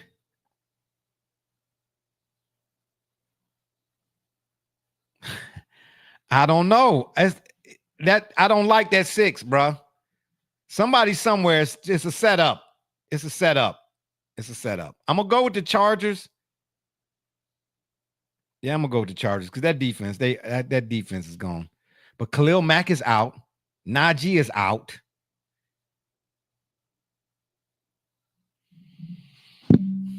Yeah, give me the Chargers, man. Begrudgingly. I'm telling y'all, but I'm letting y'all, I'm reminding y'all. I don't like that right there. And to me, the game of the week, Eagles at Buccaneers, bruh. The Rams, they can't, ain't nothing they can do with the Eagles. They shouldn't have lost that game, bro. How did the Rams lose that game? Tell me. I don't understand it. And on the listen. On the Buccaneers side, first of all, tell me what's the spread? Give me the 3.5 for the Eagles. Yeah. Oh. That don't alarm you? That don't surprise you? Well, that they're favored? Yeah. No, I mean, look, they're the champions, right? As you claim. And yeah, but this is in Tampa Bay now. And who's hotter than Baker right now? And Emeka Ibuka. And yeah, but Godwin the is supposed injury to to be Mike coming back. Evans, I think, is one of the, and to Emeka Ibuka for that matter. When did he get injured? When? What? Where? Why? How? What? Yeah, he had I believe it was a quad injury. Oh, dag nabbit. Well, believe me, I want him in the game too, but I want, hip and groin. Oh, yeah, no, well, dag nabbit. See, you can't really, you got to pick this one kind of by default then. If, but that's still interesting, though. This is only 3. Whoever's getting the 3, it don't matter. Just that the fact that it's 3, and Emeka might not be playing. If he is, he's not 100%, obviously. Right. So you're looking at a receiving core of Sterling Shepard and potentially Chris Godwin. And Chris is just coming back from his injury. Correct. So unlike Jordan Addison in Minnesota, right? Yeah. Who was served a suspension, there's no injury there, right? So he's full go. Yeah, give me the Eagles. Yeah. Give me the Eagles. Give me the Eagles. I don't know. No, hold on. Go back. Yeah, I'm just saying I just want to add a little bit more to that. I'm taking the Eagles, but this is a litmus test for Baker. Baker been putting up numbers, even last year. Okay, he's doing all of that, right? But I don't know. Should they somehow pull this off? I know it's a regular season game, but even the NFL, I know 18 games is a lot to most people. Obviously, more than 16, 2 more to be literal. But every game is critical here, bro. He somehow pulled this out, man. Does his stock rise? He already there, Baker. Are you suggesting more like from an MVP level or what? Yeah, that's what I'm trying, because you don't have Mike Evans. Ibuka, if he does play, ain't 100%. We just said you got Shepard and Godwin, Godwin coming back off injury. Well, you got Bucky Irvin and what's the other guy they got at running back? They got a decent running game. Rashad White. Yeah. I expect both of them. I know all them fantasy owners got both of them guys in the lineup this week, right? They gotta, right? Well, certainly you would need, Bucky to have a good game. And it's look, they're gonna, like you pointed out, I think Baker's gonna have to run a little bit more. Man, if Baker pull this one out, bro, that's gonna put him in a different conversation. That's all I want to say. Because he down weapons. He still got something in the cachet, but he down weapons. And the Agreed. Eagles, yeah. And people talking about Saquon not really doing what he did last year. I mean, come on, bro. They trying to make sure that he good towards the end. The Eagles are legit. Say what you will about Jalen Hurts. If you want to, nitpick, I don't do nitpicking. I don't do that. You know what I'm saying? Splitting hairs or whatever. The Eagles are collectively, they are. And ... fill in the blank. They just are. But I think that I'd like to see this game with everybody healthy.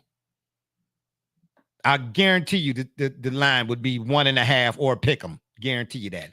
But I'm gonna go with the Eagles this go round. You know what I'm saying? But keep your eyes open for this, because we might be seeing this one down the road. This somewhere along the line in the playoffs, we might be seeing this. I'm just saying, keep your eye out for this one. All right, up next, the Colts at the Rams. Mm-hmm. What's the line? And don't give me the line, but what's the line? 3.5. The Rams are favored.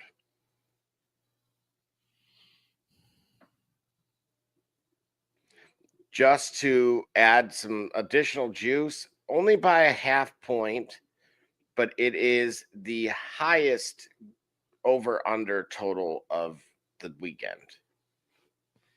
And that's because of Daniel Jones. Can you believe it?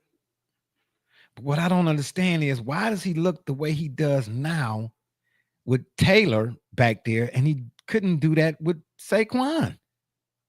He did do that with Saquon, and the issue was Oh that no, when he no, wasn't no, yes, he absolutely did. not. No, he did I'm not. not. No. I've told you more than once when we were going through. No, he didn't look like. I'm talking about on tape, Double J. He didn't look like he do now. He absolutely did it. You can No. look at the stats with Saquon versus without him, and they were completely night and day. So you're saying Daniel Jones or Danny Dimes now? You got to go by his moniker now. You can't just call him Daniel.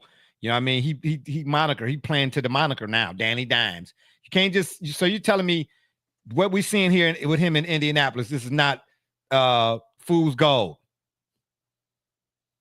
Correct. So listen to this. His passer rating was 90 versus 77. When, where, at what time? You talking about with Saquon? With the Giants, with okay. Saquon Barkley. Okay. He had 46 touchdowns to 20 interceptions. Now, without him, he had, again, so 90 passer rating turns to 77.5. Okay. The 8,200 yards versus 6,200 yards, 24 touchdowns versus 46, and 20 interceptions versus 27 interceptions. So yet, did he need to protect the ball a little bit more? Certainly. The career win record when Barkley was active was only 14-23. Without him, it was 10-22. So basically, he had 4 more wins with Barkley in terms of the one-loss column, but in terms of the measurable statistics, the passing percentages, touchdowns, INTs, those types of things, he was far better with Barkley than he was not. Absolutely. Than without. Okay, so I'm gonna say this. I'm not comparing because I don't like comparisons. Okay, like for instance, just right quick, let me revisit that whole that Bud Crawford beating Canelo. Some guy comes out and says, yeah, but Floyd beat Canelo better. Like, shut up, have a seat. This ain't lead that. Don't do that. But I will say this. It's clear that no matter how well your quarterback is, because John Elway comes to mind. Not again comparing Danny Dimes to Elway by no stretch of the imagination, because Elway was a dog at Stanford. I'm old enough to remember Elway at Stanford. Cal, that's right, California, the Bears, strike up the band. Go take a look on YouTube. You'll see what I'm talking about. But Elway, as a talent, was good enough to beat the Browns. You know, he was good enough to get the Broncos to the Super Bowl, right? But once he got there, he got his mouth tore out. You know what I'm saying? And what happened when he got a running game is all I'm saying. A running back, a good guy that, and for all you fantasy folks out there, I don't play like Double J and them. They do the fantasy hour, after dark. Y'all tune in for that, all right? But I'm just saying they do the pick'ems and all that and whatnot, stardoms and situms and such. But when you have a running back who is like on a lot of fantasy rosters, that means he's pretty good, right? Jonathan Taylor, we all know is pretty good. Saquon, we already know what Saquon is, right? Mm-hmm. A good running game is a good recipe, if I'm saying that right, for any quarterback, regardless of that quarterback's stature. Yes or no? Do you agree with that? Correct. Just to give you some additional data for your momentum here, his current passer rating with the Colts 111, 3 touchdowns to 0 in terms of touchdown to interception ratio. Is completion percentage 71.5, and certainly that is also higher than any of the others. Yeah, I'm thoroughly convinced. Yeah, give any quarterback a good running back, and I'll take them odds every day. Ask Troy Aikman what it felt like them first 2 games in that particular season when Jerry didn't want to pay Emmett. I'm just trying to say, bro. You tell me. But anywho, yeah. So that's what it is. Danny Dimes is Danny Dimes because of Jonathan Taylor and Saquon types, or is it Danny Dimes because Danny Dimes is Danny Dimes? It's the running game, baby. They ain't the same, but they don't put you to shame, baby. It's the running game. That's all I'm saying. But in this particular game, tell me what the spread is again. Yep, it is 3.5 in favor of the Rams. I've been on the Rams bandwagon for a minute. I'm a McVay, and I like my man Stat Pafford, as y'all like to call him. But I'm gonna go with the Colts in this one, man. I'm jumping all the way out the plane. I'm jumping out this plane at 72,000 feet, baby. DBJ Cooper. Check the name, baby, with no parachute. You understand me? I'm going with the Colts on this one, baby.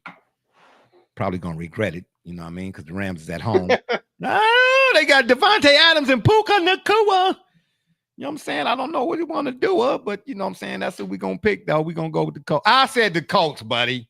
Don't do that. Don't switch it up there now. I'm saying, you know me, I jump out. I'm on the ledge all the time, baby. You're going against your guy? I don't Padford? I don't know why. Maybe it's something in the. Oh, yeah, that's why. Oh, whoa, give me the Rams. Sorry, I don't know what I was drinking. You hang on a second. You really were picking Daniel Jones over your guy, Stat Padford. Yeah, no, give me the Rams, baby. That's foolish. Silly me. Really, truly, rabbit. Tricks are for kids.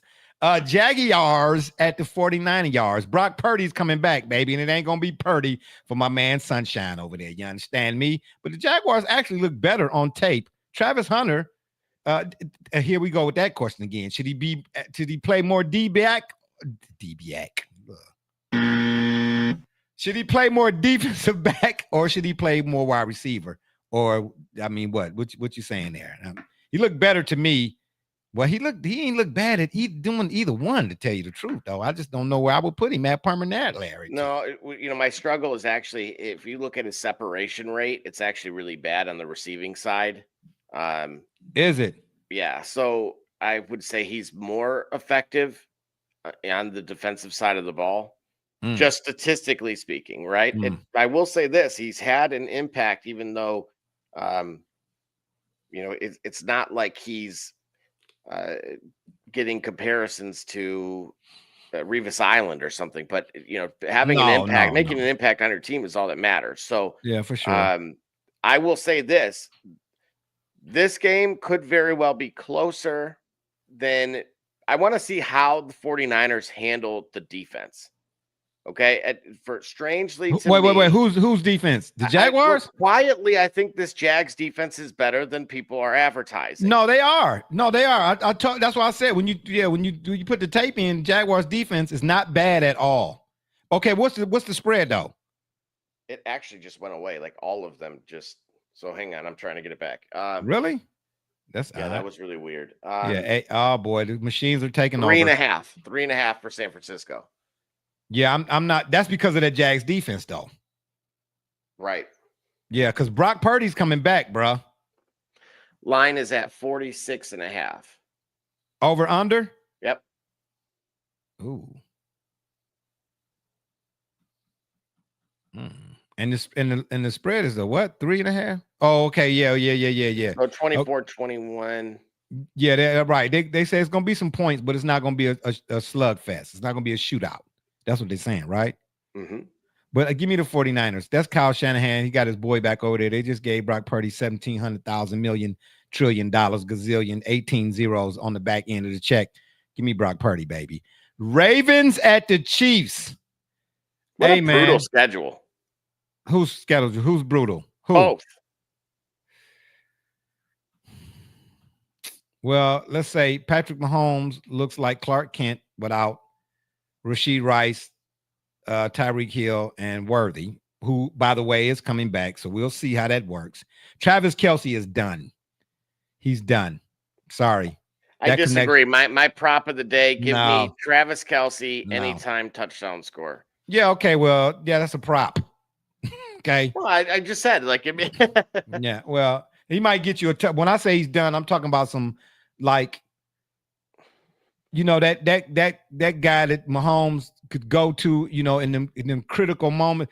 I've seen Travis look more pedestrian in critical moments than at any time before. And at any time that I ever saw Gronk not come through.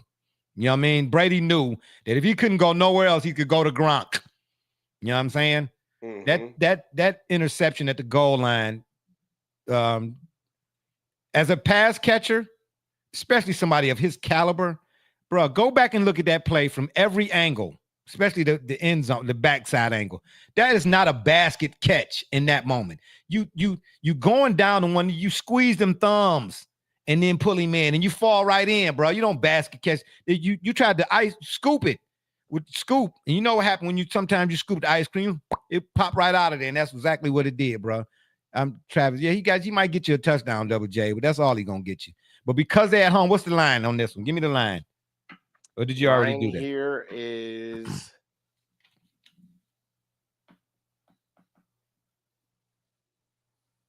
yeah, exactly. You got to find 2.5 for Baltimore. Baltimore is favored. They are giving the Chiefs 2.5 at home. They don't trust the Chiefs no more? Either that or the public doesn't. Yeah, but the thing is, though, what's up with Derrick Henry all of a sudden in these fumbles?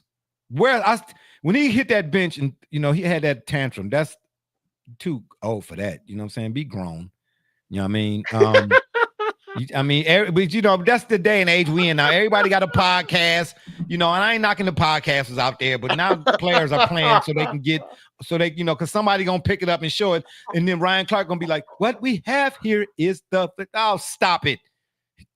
Go ahead over there and have a seat. You didn't fumble 33 times in 3 minutes, bro. What's going on?" And if you notice, it looked like he had a yellow envelope in his pocket. Is what it looked like to me. You know what I'm saying? Say he had to be on the phone with Tim Donaghy or something. Something was going on because that's un-Derrick Henry like, man, to be fumbling all them daggone times. But they say in practice, he had a football, throughout the whole. Okay, yeah, give me the Ravens. Give me the Ravens because I think what they had? They had 1 and 2 right now. Mm-hmm. The Ravens look like the Bengals. The Bengals was slow starting. Now all of a sudden, the Ravens then took over for the Bengals or whatever it is. They're both 1 and 2. Yeah, I know. And the Chiefs, they need to get off the schneid. They do, but I think the Ravens. Yeah, but hang on. This is what I mean. Like the Chiefs haven't had 2 receivers, right? Yeah. Arguably, name a more brutal schedule, right? But listen, when the Lightning, Jim Harbaugh. No, I listen. I don't want to hear about brutal schedule when you are supposed to be creme de la creme. This is kitchen, baby. Okay? All I'm saying is if they somehow find a way into the playoffs, just look out. They being the Kansas City Chiefs. Well, we know that because Patrick Mahomes is still Patrick Mahomes to an extent, but he's been looking pedestrian here as of late. He got to do all of it. Now, who is the Kansas City Chiefs leading rusher right now? I believe that is Kareem Hunt. Not really? I thought it was Patrick Mahomes. I was going to Oh no, you might actually be correct. Yeah, that's all. That's all I'm saying, bro. Patrick Mahomes can go back to being Patrick Jordan or whatever. When I'm saying when he's not the team's leading rusher is what I'm saying. Yes, he is. Yeah, got you. Okay, well that's not good. That's not a good sign, even for him. Okay, especially when we talk about Mike, not me, but a lot of people like to see and say, he waited till he had Scotty. So so in other words, even the greatest need help, right? Okay, well, the Chiefs need help in the running game because if Patrick Mahomes is your leading rush, is the team's leading rusher, that's not a good recipe. Not even for disaster. I'm just saying, bro. No, yeah, give me the Ravens. I don't think Derrick Henry. And then Chris Ford, he getting a little long in the tooth too, bro. You know what I mean? And I think it's gonna be a steady dose. Ravens gonna get back to what they do. I believe it's gonna be a lot more rushes than passes. Watch what I tell you. And Zay Flowers is healthy, right? Double J, is Zay Flowers not healthy? No, he's healthy. Okay, well, yeah, I'm saying the Ravens gonna in this particular. Now, don't get it twisted. Now, the Chiefs gonna be somehow, somewhere they're gonna end up in the playoffs. I don't doubt that somehow, some way. And I don't care where they at when they get in. They might not be like they have been, getting bye weeks and all that old type of stuff. They might end up getting a wild card. But again, didn't we mention earlier? I saw the Steelers with Ben Roethlisberger get into the playoffs as a wild card and win the Super Bowl. So there you have it. You know what I'm trying to say? Okay, so and we already know Patrick Mahomes is at least what Ben Roethlisberger was in terms of impact, right? Or impact he has had.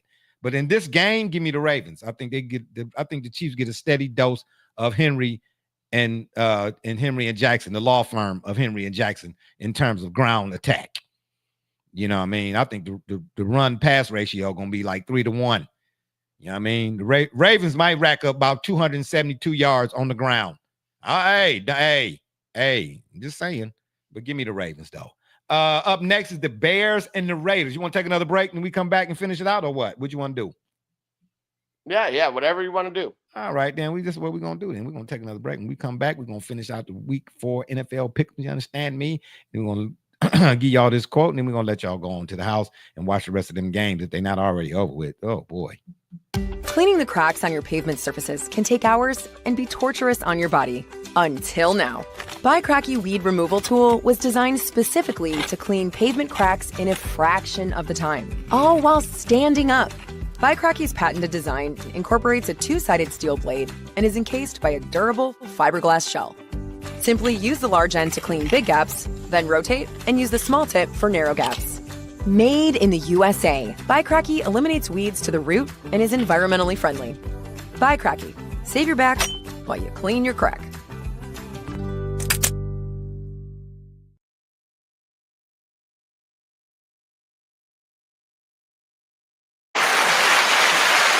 That's right. Buy Cracky, save your back and cracks by you and killing it back. I don't even know what they said and why they said it like that. But anywho, Amazon.com, go get your Buy Cracky. Actually, I need one to tell you the truth. You know what I'm saying? Need put a little elbow grease up in center because I got all types of weeds and grass all over the place right now. But thank goodness we're getting closer to winter than we was 10 minutes ago. Bears at Raiders. What's the spread? 1.5 for the hometown Raiders. This should have been a pick 'em. What's Caleb Williams, man? He's missing a lot of throws, bro. What's up with that? Is it that was a lot of the concern coming in, right? Excuse me. Is it because he is new to Ben's offense, or Ben's offense is new to him, or what? What do you think? Because he shows flashes like, man, he got it. Then the next play, he be like, well, maybe he don't got it. Then do he got it or don't he got it? You know what I'm saying? What is it? Is it live or is it Memorex? I just want somebody to tell me something because I don't know. And you said 1.5. What's the over under? That is currently at 48 7? and a half. What you say? 48 and a half. Oh, yeah. I wouldn't have been surprised if you said 28 and a half. That's what I thought you said the first time. That's why I said, what'd you say? I don't trust Geno, bro. I'm going to take the Bears. Straight up, baby. Points, no points. You can have your points. I'm taking the Bears straight up. That defense, I think, will. That's going to be that game. That's going to be an ugly score like 17-13 or 21-18 or something wacky like that. You know what I mean? I think so anyway. But yeah, I'm taking the Bears. Yeah, give me the Bears. All right. Packers at Cowboys. Whoa. Is this another game of the week? Is this another game of the week? I think it was setting up to be until CeeDee Lamb's injury. Oh, CD out? Yep. Oh, man. Pickens, the Cowboys should have picked somebody else. Because it's Slim Pickens with Pickens, baby. You understand what I'm trying to tell you? He one of them guys, man. He talk a lot, bro. And his talent is there, but the application is missing. You know what I'm saying? He dropped way too many. I'm talking about catchables. For a guy to do all that talking, excuse me. You know what I mean? You talk like your talent, but then, some of them passes hit your hands, you look talent and talk less. Did that make any sense? Probably not. Just like him not catching with stuff he should be catching. It just don't make sense, bro. What's the line in this one? Well, don't even tell me. Let me guess. All right. It's not going to be what you might think it is because the Cowboys are at home. I'm gonna do some justice to the Cowboys, and I'm gonna say 5.5. little bit north of that. 7.5? Right at 7.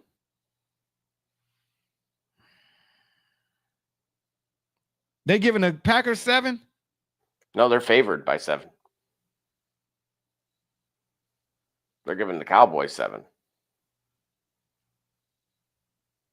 Well, now that I think, well, wait. Now that you put that in that kind of perspective, wait a minute. Oh, to tell you the truth, now I don't know. For whatever reason, when I first said it, I didn't see it. But now that I'm really looking at it, the Cowboys should get more than 7. They should get 13, maybe, because I forgot Micah getting ready. Oh, that's right. Oh, this is one of them type of games.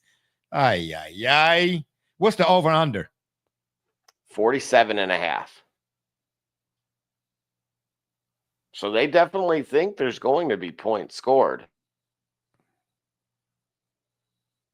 Yeah, but I do too. But I think the Packers are going to do all the point scoring.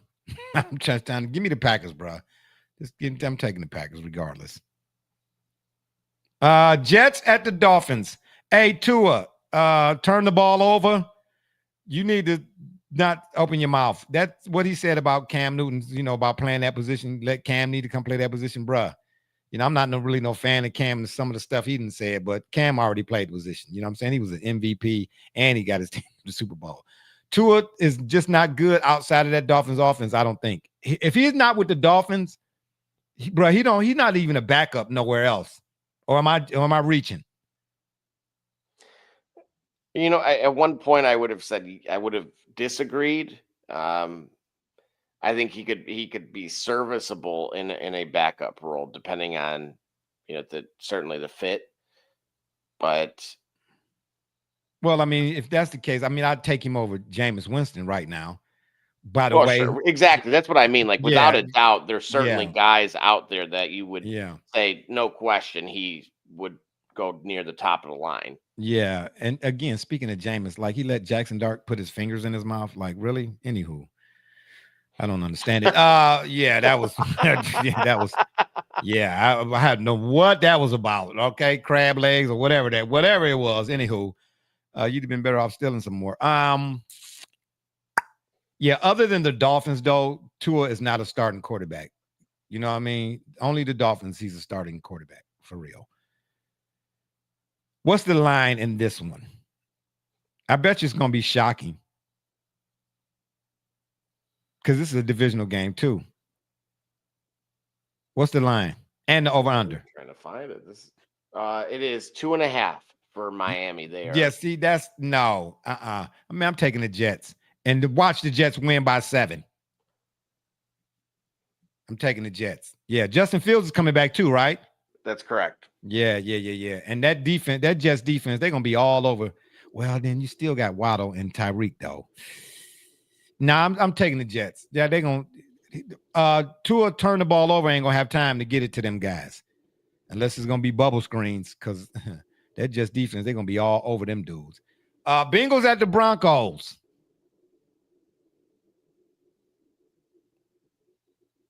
Give me, I don't even want to know what the spread is in this one. Okay. Because Browning looked a little downing. Okay. They closed the book on him real quick after the week before last. They was like, wow. Minnesota made him look like Jameis Winston should have been on the Bengals. I'm just saying. They really did, bro. Yeah, give me the Broncos. Because that Broncos defense is also Super Bowl caliber. The book is still out there on Bo Nix. I'm wondering if Sean Payton thinking, I might have to go. I might have to get somebody else in the draft. I don't know. And this talk about Norris Sellers going to the Browns. Everybody want Norris. I get the talent is out there or whatnot, but can he play from under center? I have yet to see that. I get it, all of these spread offenses and all that type of stuff. That's the new wave and rave.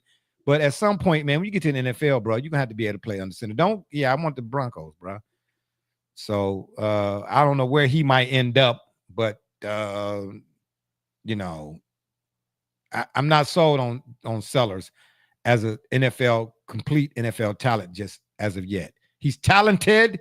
And he has NFL translatables, you know, obviously legs and all of that, strong arm, and the measurables and such and whatnot. But I need to see you play under center. You know what I mean? But yeah, in this particular one, give me the Broncos all day, every day. Who else we got? Is that it? That was it. Oh, Yeah, right. Your thoughts on this, though? There was an article from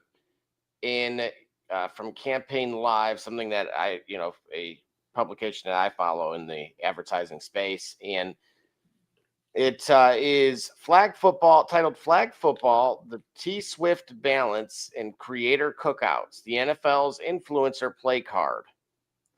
Now, if you remember, I've been very vocal about all sports potentially being vulnerable to a generation that is, yes, device heavy, but not as inclined to be to participate in the sports of yesteryear because they have many other distractions and interests.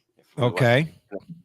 So this potential play, of course, the NFL, one of many things the NFL is doing, in my opinion, to this is they're calling this football season is set to be the most content creator centric yet. And basically what they're doing, they of course exclusively played that game on YouTube, which you brought up a show or two ago. But check this out. The kickoff coverage captivated the most concurrent live stream viewers in YouTube's platform's history, with an average of 17.3 million fans tuning in. For free. Mm-hmm. For free. To promote the season, the NFL and YouTuber Mr. Beast, who actually almost did a deal with a group that has an affiliation to the Shop Report. We can't say who because it didn't. For privacy and all matters and things of that nature. So I bought the NFL sketch where Mr. Beast announced a hypothetical NFL ownership to his 437 million subscribers and tasked Roger Goodell to recruit content creators into the league.